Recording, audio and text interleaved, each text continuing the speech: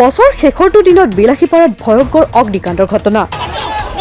বিলাসীপাৰা সমজিলাৰ ঢিলাপাৰা বজাৰৰ বিধ্বংসী অগ্নিকাণ্ড। অগ্নিকাণ্ডত ভস্মীভূত হয় কেইবাখনো ব্যৱসায়িক প্ৰতিষ্ঠান আৰু দোকান পোহাৰ। পুৱাৰ ভাগত লগত জুইৰ লেনিহান শিখাই পুৰি চাৰখাৰ কৰে কেইবা কোটি টকাৰ সা সম্পত্তি।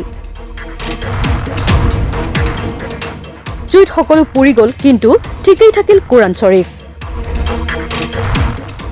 জুইৰ প্ৰকৃত কাৰণ জানিব পৰা হোৱা নাই যদিও বৈদ্যুতিক শ্বৰ্ট চাৰ্কিটৰ ফলত এই বিধ্বংসী অগ্নিকাণ্ড সংঘটিত হোৱাৰ সন্দেহ স্থানীয় ৰাইজৰ।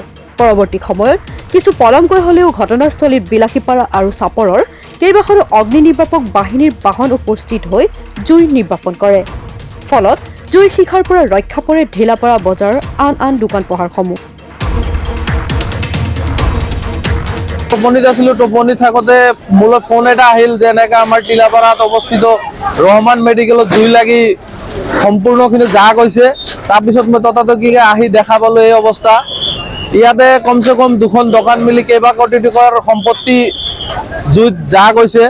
ইয়াত আমাৰ স্থানীয় লোকে কোনেও ক'ব নোৱাৰে কেনেকে জুই লাগিছে। জুইৰ কাৰণটো এতিয়াও মই ভাবো এক সন্দেহৰ আৱৰ্তত আছে। তো ইয়াক ভালকে তদন্ত কৰিলে নিশ্চয় ওলাই আহিব।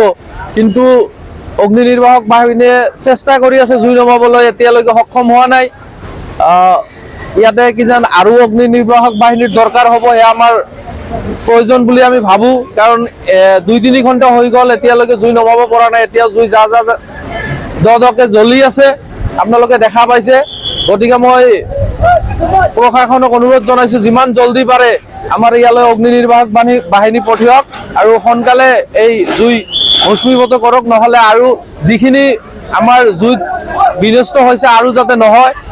ওচৰে পাছৰে যিহেতু ঘন জনবসতি অঞ্চল, ইয়াতে চবৰে ব্যৱসায় বাণিজ্য চলি আছে। যিখিনি ধ্বংস হৈছে এইখিনিয়ে থাকক আৰু আগলৈ যাতে নাযায়।